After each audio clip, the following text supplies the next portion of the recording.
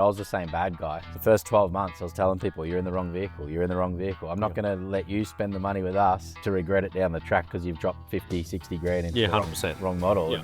Build a HD truck, don't bother. If you want to tow or carry some sort of touring gear, mate, you're just going to, let's be frank, these trucks are designed and built to haul. Yeah. That's what they're for. They're not there to go to the restaurant in or whatever. When American trucks first came here, they were built pretty much solely Just for a purpose. Yeah. Now people are just buying them because they're just cool.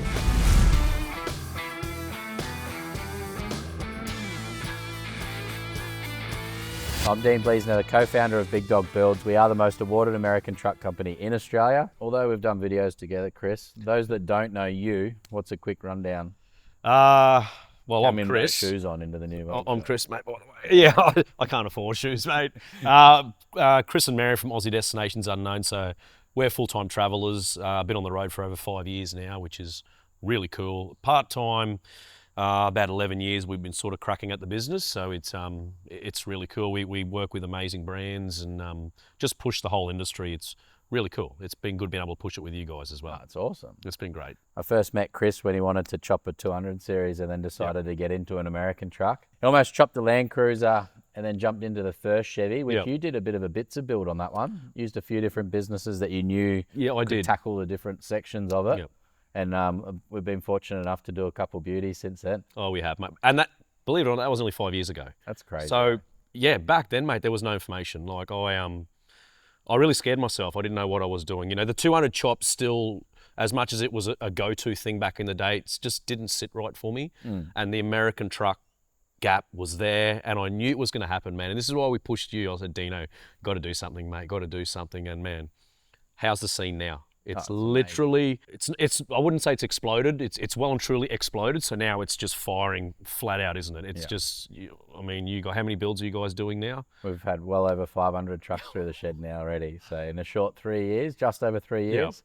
So it was our birthday recently. So 3 years in now, and just moved into the new workshop, which is a huge thing. It's cool too.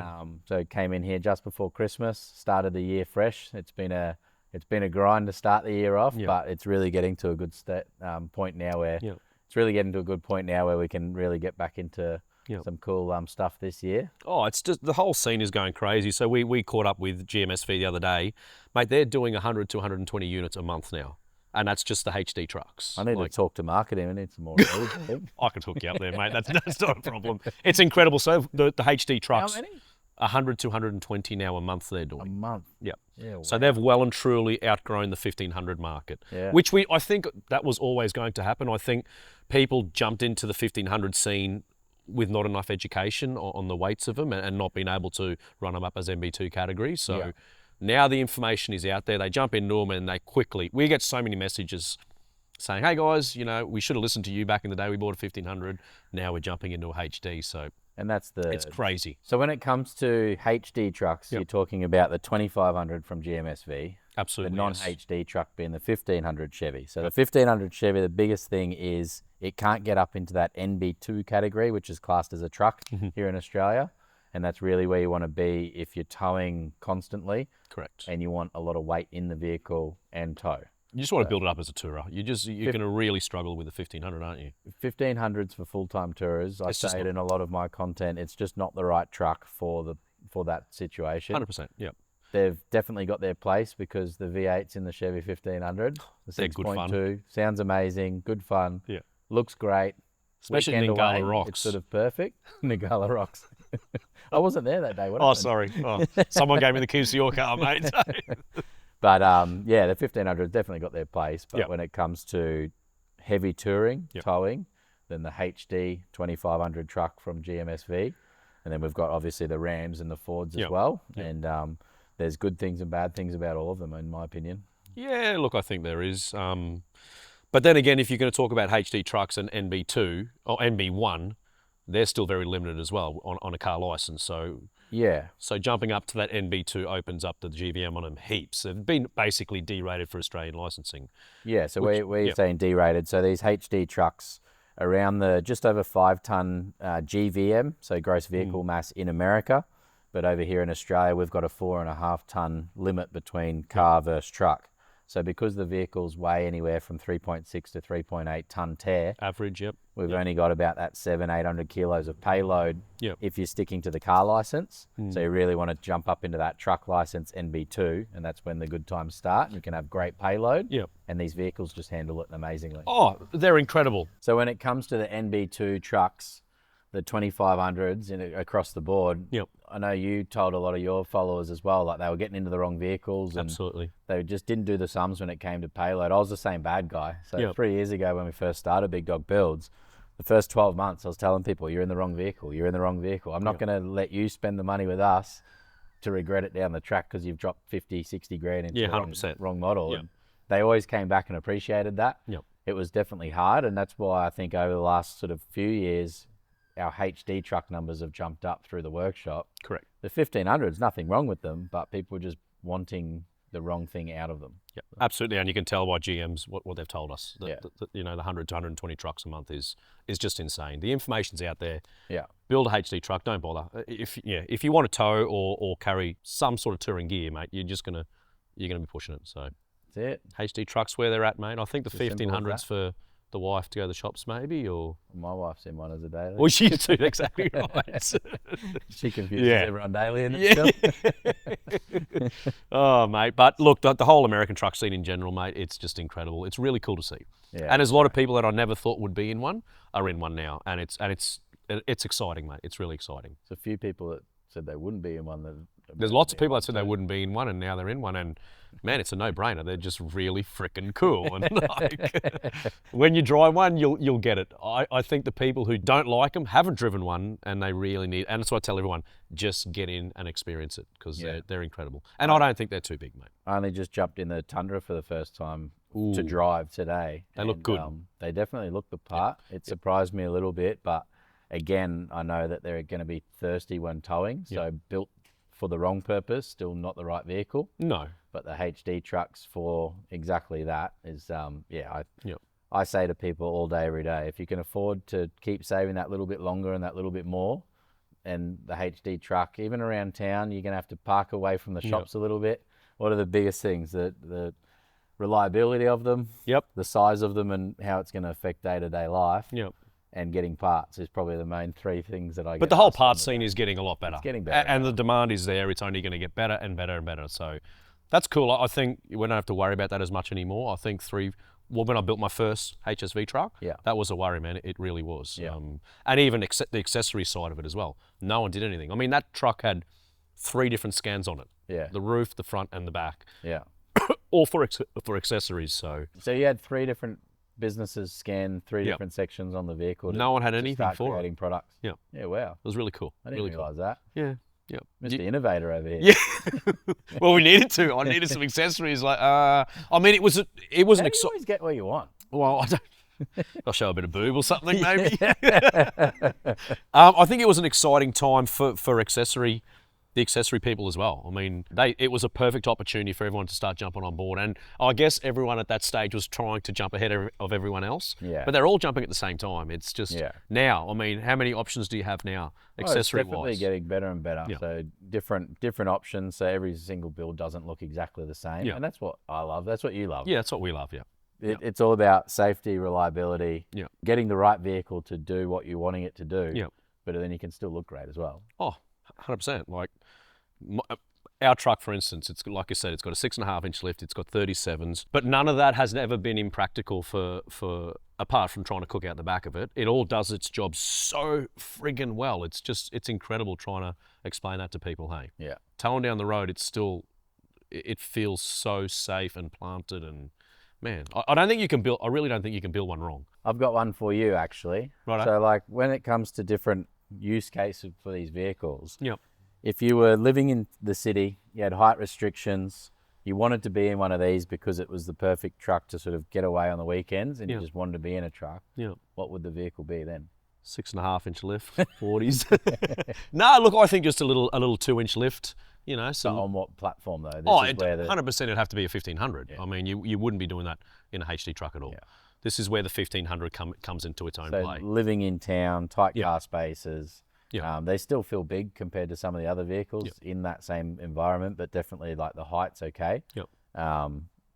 But You yeah, don't need much in them, do that's you? Perfect. No, Just a nice, it's even if you don't even need a lift. I mean, if you jump into, let's say for instance, a ZR2 platform, they come with a 2-inch lift. Yeah. They come with the Multimatic dampers. They come with all cool stuff. So there's not too much to do to them, is there? I mean, if it was you or me, we'd probably colour code. 100%. But like you said, if you wanted to keep it low, we can Yep. still choose some different wheels and tyres to make Yep. it that little bit more personal. Yeah.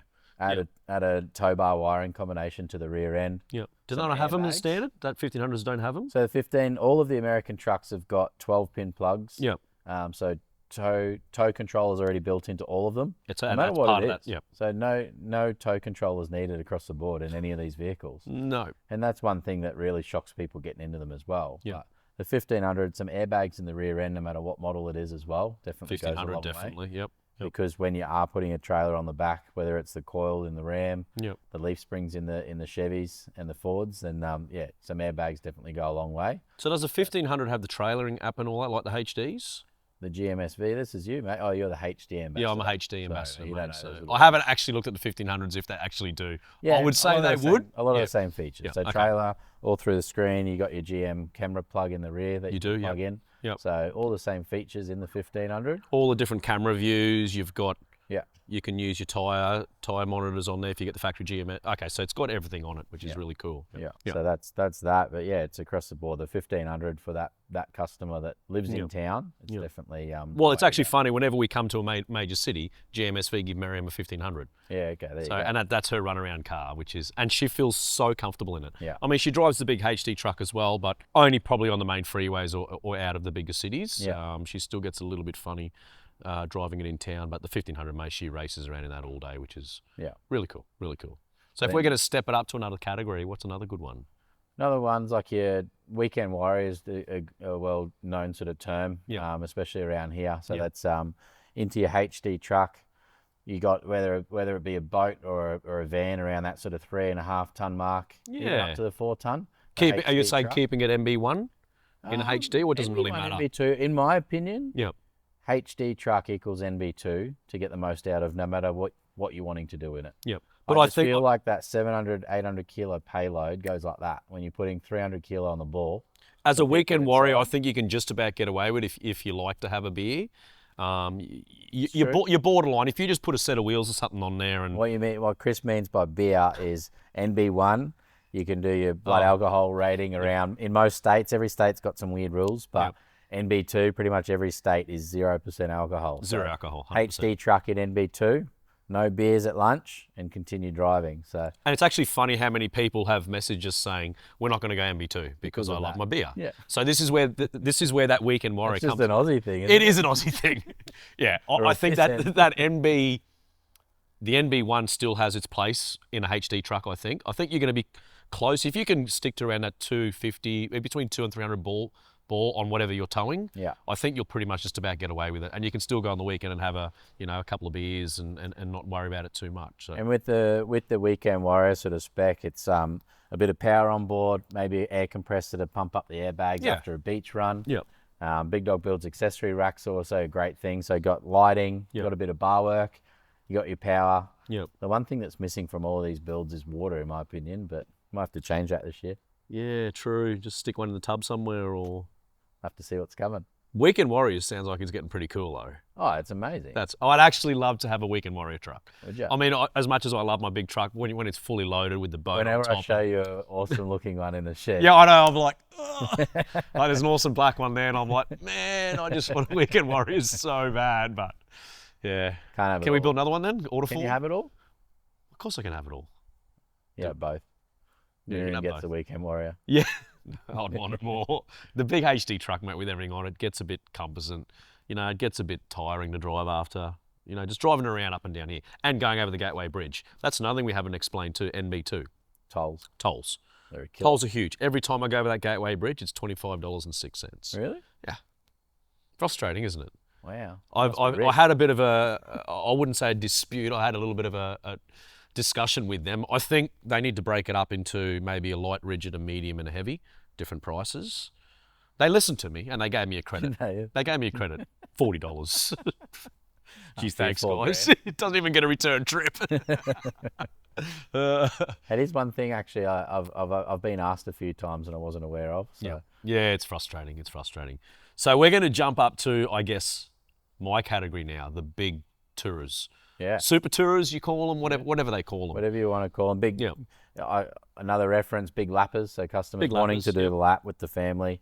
Yeah. That's definitely where you want to have enough of everything. So NB2. Yep. So you need that absolutely no-brainer NB2. The vans are getting bigger and bigger. So 4.5 ton vans equals decent ball weight on the back. Yep. Which means half your payload's going to go on that ball weight. As NB1, you just wipe it straight away. So NB2 across the board, whether it's a Ford, a Ram, or a Chevy. Yep. Some of the GVMs, some of them are getting up, 5828 in the Chevy. That's the Chevy now. So they got the biggest. One of the biggest. GVM I've seen now? some F trucks. I've done a couple in the 5.9 ton. Wow. But the F trucks have got this weird thing where I still haven't figured out the whole combination or the whole chart across the board. Okay. They get these weird snow plow packages in the front, tow ratings in the rear. They've got so many different options, don't they? The Ford platforms. The Ford platform's definitely a confusing one, especially I think for everyone. There's no licensed Ford remanufacturer here in Australia for the HD trucks. Yep. So Ford brought out the F-150. Yep. If it was me talking to someone at Ford, I would have said jump straight into the Super Duty. You would have killed it. I seriously cannot believe they haven't done it. It's just madness on their part. I don't know why. I've heard there is a new Ranger Super Duty though. But again, it's not going to have. It's still going to be the NB1 category, which is. Yeah. It's almost going to defeat the purpose. I think. I don't know. It's going to be an amazing platform. Skeptic. Oh no, I'm not. I can't see it. It's not a HD platform. It hasn't got the big chassis. Heard it's a 79 killer though. It's a what? 79 series. Oh well, that's going to be absolutely. You can't get a LandCruiser into NB2. Nothing else can be NB2. Nothing but on HD. the road other than a truck. Yep. So these American trucks are the only ones that can be in the NB2 category, and I get that question a lot as well. Yep. Like whether a LandCruiser, a Y62, any of these can be a truck on the road, so they can do the bigger lift kits, and this is jumping into something else, but the bigger lift kits, the wider wheelbase, all the extra things that you can do as a truck. Yep. Nothing else on the market can do it. So for people who don't obviously know that part, jumping into NB2 modification laws are totally different. Yeah. When it comes to doing a big lap in this big sort of spec, I sort of see two different things a fair bit as well. Mm-hmm. The biggest thing is whether it's I call it a grey nomad, and I feel bad. Oh, you're grey. Oh, I'm a grey nomad. But you sort of still. But I don't have a grey nomad. Still trying to hold on to another one where I see. Trying to feel young, mate. Yeah. I don't think an age has got something to do with it, even though it's an easy sort of class. But it's that practical build with the necessities, the tow package, the tow ratings, the GVM, and everything to do a lap safely. Yep. And then I see some of the audience that wants that bigger lift kit. Wants the 37s. So what are you talking about, the back of it? Are you talking about maybe just a canopy on the back of the standard tub? No, I still think like the ones that are wanting to do, a full canopy on the rear, or a full lap. It can be still, I don't know, it's that difference between grey nomad and the slightly younger audience that want the big truck. So 6.5 inch lift, 37s, canopy on the back, boat on the roof, like your sort of truck. Yeah. And then the other ones, it's your 3-inch lift, your 35s. It's given them everything they need, but just the necessities to do I guess if you're not carrying all this stuff, if you're happy, content with just having stuff in the van, keep the trucks as standard as you can. I mean, let's be fair, a standard tub actually looks really cool still. Oh, it looks amazing. I love it. As much as I love the canopy look, personally, I'm a little sick of the canopy look, so I'd love to go back to a tub, but. I'll have to get you in a Weekend Warrior then. I might have to get me in a Weekend Warrior. Look, the only issue I see with those type of setups is obviously dust. Yeah, the dust is the biggest thing with the factory tub. Yep. It's the one thing that I get asked a lot. Have I come up with a system yet to keep the dust and the water out? Is there such a thing though? I don't know. You know, it's a tough one. Might be working on something, but there you go. A challenge, that's for sure.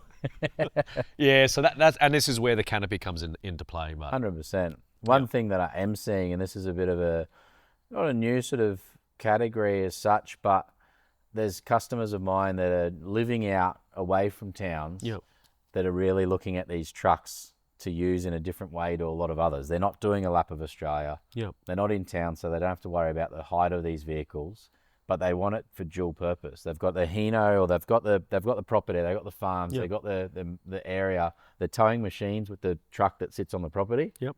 and it's just the old chugger that tows the 100%. the machinery between properties, for example, or into town. They're now looking at these trucks and they're really asking me lots and lots of questions on how they can get rid of the Hino, get rid of the LandCruiser, and have the one HD truck to do it all. And I think this category has been around for a long time, but now it's so popular. I guess the confidence as well. Look, I think it's more the confidence as well. Yeah, you know, like we say, back in the day, we didn't have OEM trucks here. It just didn't happen, mate. So you're right. The confidence is probably a big part of it. It's your farm spec, the big roo bars. Yeah, is that sort of category you're talking? Yeah, protection. So you need animal protection on the front. Yeah. Lift off canopies is another one that is getting quite popular. Of course. So they're wanting to put a quad bike on the tray. Yeah. Quad bike off, canopy on for that weekend away or whatever they're doing, because they've got the room in the property to store all the different setups that these trucks can handle. Yeah, you're right. And they use it. It's have awesome. I love have you it. done one with the big light through the roof yet that you can point it for roos and stuff? No, you haven't done one? We'll have to chop a hole in your next one and put the roo light at the top. Can you imagine? Sure with, I'm sure with some of your lights, we could easily just put one on a bit of a swivel. Well, you could do. The big Baja LP9 just spinning around. But that is that's obviously a big category. I mean, we're in Australia. You know, the people use these things a lot, and it's been there for a long time, mate. I remember for the last 20 years, mate. You'd always see a Ram every now and then or something out in the outback, and we've got some exciting things happening this year when it does come to that persona as well. Yep. So I'm talking heavy towing. Yep.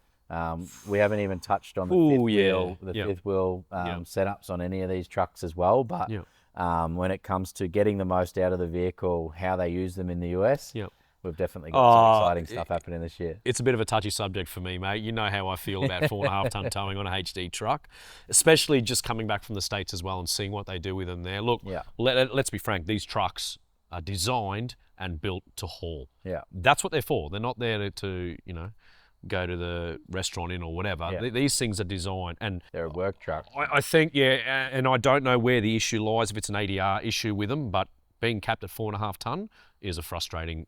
Let's talk about the Chevy platform, the HDs at the 2500s. I'm pretty sure, correct me if I'm wrong, I think it's about 6.8 ton tow bar towing on them. In the US? In the US. Yeah. Well, that's when the truck gets to here. So the first thing that happens, it's removed, and a 4.5 ton. I think that was there's no way you can have that tow bar assembly as an NB1 truck as well. So I think that is probably a good point. A big thing. So I think because GMSV wanted to nail both car license and truck license in the one platform. They had to meet the right Australian design rules to cater for both. So there's definitely some cool stuff happening, I think, when it comes to opening that up a little bit and getting the most out of all of the platforms. Look, I think even bringing it up to maybe 5.5 ton.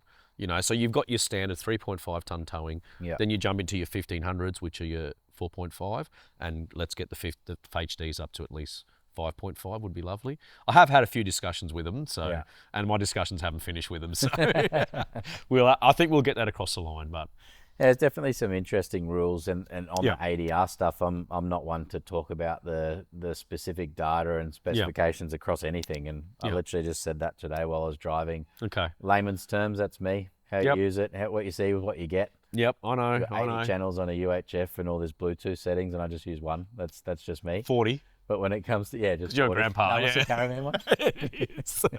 But when it comes to Australian design rules, obviously that's a whole different can of worms to really get into. But getting into that, like one thing I'm getting asked more with these big trucks as well is like the Julies, and you love a Julie. Oh, yeah. So when it comes to the coolest trucks on the road in the US, you did a whole post about the Julies. We did. How cool are they over there? I just can't get over how cool they are. They are fat, but they're wide. Yeah, but talk about being too big for a road. The Julie's definitely that here, as in like day-to-day use. You couldn't drive on day-to-day. But going back to the ADR ruling, the hardest bit about a Julie is they're almost at that 2.5 metre max width already. They are, absolutely. So what I'm really struggling with is how we can get a wheel and tyre combination onto them to spruce them up and make them look that little bit better. Yep. Get the suspension, wheel and tyre combination done and stick within the ADR ruling. So I think we should just get a contact and maybe take him out for a boozy dinner or something and get him to sign some paperwork or something. Just like your toll guy, eh? Yeah, just like my toll guy. How'd that go for you? Yeah, not that great. Yeah, the whole jewelry thing in the States, it's incredible, mate. And I think I'll say it again, and I say it every time. Even if I lived in the middle of a city, I'd still have a HD truck. Same thing with the jewelry. Yeah. There's just something about them that I just... Fun fact about the jewelry, though. Yeah. Way better turning circle than the 250. I did hear that. It's insane. How does that work? Different steering, different front track bar or panhard rod. They got different chassis, the whole lot. Is it beefed up a bit? Chassis is the same. There's different axles. Okay. So front axle's different, which means the wheels can turn more. Yeah, which wow. gives you a better turning circle. Oh, well, better get one then, eh? That's enough. Better for shopping centres. Enough of an excuse for me. Yeah, that's right. They are cool. Bit of touring stuff. Yeah. Definitely that whole industry, that whole scene must be insane around Australia now. It's incredible. It's insane. The whole COVID thing pushed a lot of people on the road. I think it's fizzling out a little bit now, but it's still insane. It's insane. And if you chuck the American truck into that scene, mate, everywhere you go now, you will see American touring trucks. It's incredible. But I'm seeing a bigger trend, and you're obviously building the bigger trends now. Like we say, those weekend warriors and those people are just buying them now because they're just a rad car to drive. I mean, are you seeing that? Obviously, it's 100%. the trend. When American trucks first came here, they were built pretty much solely Just for a purpose. For a touring truck or a purpose or a towing truck. Now people are just buying them because they're just cool. There's no V8s in one of the other brands anymore, so. True. Good point. Boring. As a day to day, but again, like chopping other vehicles and extending to get a ute on the back. Yeah. Literally just jump in these things and drive. Yeah, and I guess back then there wasn't no options. So this is why this sort of needed to happen. It's almost like I feel like that side almost needs to be sort of chopped now, and pardon the pun, but get rid of that side maybe and chop the chops. Well, yeah, chop the chops. I mean, it's not worth it. The trucks are here now, and it's from a financial point of view. Is it worth it, mate? I mean, I really don't. No, I don't understand. One big thing was like resale value after doing a lap of Australia for those people doing that. Yep. And that was really a scary thing. Investing so much, there's people minimizing the business, having a good operator run their businesses at a smaller thing while they go and do the lap with the family. Yep. With Starlink these days, they can still check on the business no matter where they travel. You can work anywhere, mate. That's insane. But then the resale, I jumped on car sales the other day to look for a Chevy 2500 with a few thousand Ks on it for sale. Jewelry for you or? Chevy 2500 with a few thousand Ks? There's none. Oh, there's none? There's none online. I couldn't believe it. Really? You can't buy a Chevy 2500 wow. online now. There you go. It was insane. It really surprised me. So the resale value of these trucks is amazing. Well, the last two trucks that I've sold have sold like that. It's just incredible, mate. It's You never even gave me a kickback. Oh, sorry, mate. Did you actually? The funny fact, the first Chevy that I built, the guy got the number plates OG ADU on it. Really? Yeah, it's actually really cool. That's embarrassing. It's a little creepy, but good.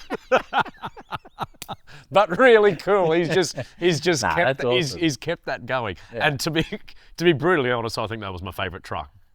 Just the front end, the aesthetics of it. The old Midnight Edition was a cool looking truck. Oh, so, that's awesome. Yeah, it was cool. It was cool. When we first met to now, I've got repeat customers now that I've built LandCruisers for back in the day, and they're still in my mobile phone, and I don't hand out my mobile phone number much anymore, but I see it come through the system at upstairs, and it'll come up, and I'll answer the phone, and they're just like blown away because they're like, "What do you mean you remember?" I'm like, "Mate, I can still remember your build from 5 years ago." That is cool. Where we put the Anderson plug on the vehicle, where the power outlet was. Because it's just You're a relationship building type of bloke, though. That's what you love to do. Well, again, it's like, you build the vehicle for a purpose, but it means so much to every single customer. Whether Absolutely. it's just a UHF getting installed to a full-blown build, it's all what that customer needs, and they're attached to it.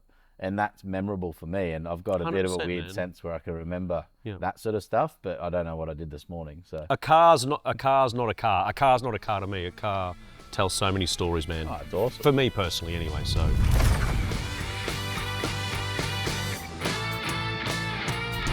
Dave's just been, he's rolled in his loud LandCruiser with an exhaust leak.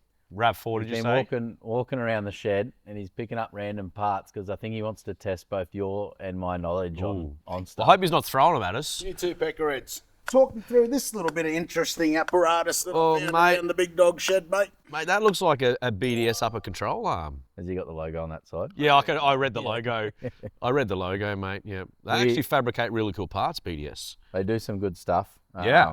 We do the BDS upper control arms in every lift kit on the Chevy platform with the BDS. So whether it be a 3-inch, 5-inch, or the 6.5-inch, the two bigger kits, the upper control arms actually don't come standard. Yep. But look at them. Why wouldn't you upgrade it to something with that build quality? Do you want to explain what it's actually for, Dino? Better wheel alignment, steering geometry all round. So just a different shape, eh? Pulls the spindle out that little bit further. Yeah. And then obviously maintenance, so you can grease up the ball joint in it as well. Yep. So nice little nipple in there, Dave. And in the upper control arm. Yeah, and the upper control arm. I'll tell you what, I was very fortunate to be able to go to the BDS factory in America late last year. Yeah. Wow, really cool. Some of the machines there to fabricate all their stuff is actually pretty cool. Didn't you paint your upper control arm? I did. I painted them slate grey, mate. All right. All right, next part, Dave. Too easy. I'll go find something else floating around. A little bit more difficult, hey? Any idea what? Whoa. Resale? A few things come to mind, mate, but I'm not sure we can say it on here. I just like your shirt. It actually is a cool shirt. OG. That's the OG shirt. Yeah. What about this? Dino, what do we got here, mate? Your turn, eh? Triple bellow airbags. Oh, here we go. So leaf helper airbags. That one there, Davo. Yeah. Normally, you don't want to rely on air in the back of the vehicle too much. Yep. Full air, I don't think it's good because you've got the whole vehicle running on something that could get punctured. Can I have that back? Really wreck your day. And So that's why we class as a helper. so yeah, you want to get the rear end of the vehicle set up well with the suspension. You don't want to rely on these too much, but they're the perfect little topper to just firm up that rear end with the ball weight on the back. What sort of pressures are you running in yours, Chris? Mate, generally about the 60 psi, 55 to 60 psi. You got a pretty heavy ball weight on the Yeah, back. I do, mate. I do. Yeah, there's about 400 odd kilos on there. So, Yeah. But then again, you don't really need it. I think it controls that front end a little bit more. Yeah. As opposed to the thing in a stock vehicle versus modified Yeah. is one of the big things. So what you're telling me is this helps out with the rear suspension. It does, mate. Makes it a little bit more comfortable and stuff, does it? It does, mate. I think it'll just keep that ride height at do what you it pump needs to them up? be, or some compressors. You know about Well, you that. could do it that way if you want, but yeah. Normal setup for your two airbags at the rear. Yep. Two Schrader valves, so the same as what's in your tyres. So pump them up manually. And you can really, there's no right or wrong or where you should set your airbags. It's really trial and error. It is, Because yeah. everyone's setup's different. Yep. But we can do some pretty cool air pressure control kits as well. So you've got the Air IQ in your truck. Yeah, I do So the literally digital. Yeah. remote control, wake up the controller, Yep. set your different trailer pressures, and that'll inflate the airbags to suit. And it's all Wi-Fi as well, so Dump them when you unload really it, cool. and happy days. yep. But these can't go on any suspension application, can they? No, there's an airbag helper kit, slightly different setups between the different vehicles, but in my opinion, they're the great topper for the rear end suspension. Yep. Whether it's a long sleeve airbag in a F truck platform, or a triple bellow like this, which is the most popular in a 3-inch lifted Chevy 2500. And again, if you're jumping to a 6.5-inch lift, you'd only have a spacer in here. The bag will still say. Yeah, so different airbags, different spacer kits depending on the different rear end suspension setups. So I'm learning a little bit here. there you go. Very good, Dave. That's good. You might be qualified by the end of this. Yep, I know boats. Anyway, I'm going to go find something else. Get us something else, Dave. Come on. This is a bit of an upgrade since what I brought in last time. Now here we go. Now here we're getting to a really good accessory. You like your shocks, don't you? Oh, I love my shocks. Us here in Australia always shorten everything. You hear the term remote resi shock a lot, and I've said it in a few different videos, Chris. But what's your remote resi? Well, that's actually a piggyback, as opposed to remote res. Remote res with your hose? Yes. So remote res has the hose for a different application. That's your piggyback. They normally go into the rear end of the shock, don't they? And Correct. rear end of the truck. So what do we got here, Dave? Is we got extra oil in here, mate. So obviously keeps things a lot cooler. I reckon you need a wind back one because he looks a little bit confused. Yeah. All right. Where's the shock absorber go on the vehicle? Oh, so yeah, that'll go. That basically this will control your spring. So you've got your rear springs. Taking the piss out of me, or is this spare ink and stuff? I find it hard to believe you sometimes. You're always smiling. What do you mean? I'm actually being serious once, Dave. You're like, How many shocks would be in one vehicle? Normally? Oh, probably 4. Yeah. Depends. If you can do some pretty cool kits where you got like 8 or. But let's not confuse Dave right now. So 4 shocks in the truck. These 2 are the rear. This is the rear shocky in a Chevy. Yep. What shock is this one? This is a Performance Elite 2.5. Yep. Fox 2.5 Performance Elite. With dual speed control. So DSC, Dave. So you got low speed and high speed adjustability. That's just for the 2.5 though. So that's your circumference of the shock absorber. So effectively a 2-inch shock is. Show us where the circumference is. It's right about here, Dave. Right about here. So again, extra oil, mate. Extra volume. Yeah, so the extra oil. You got little hands.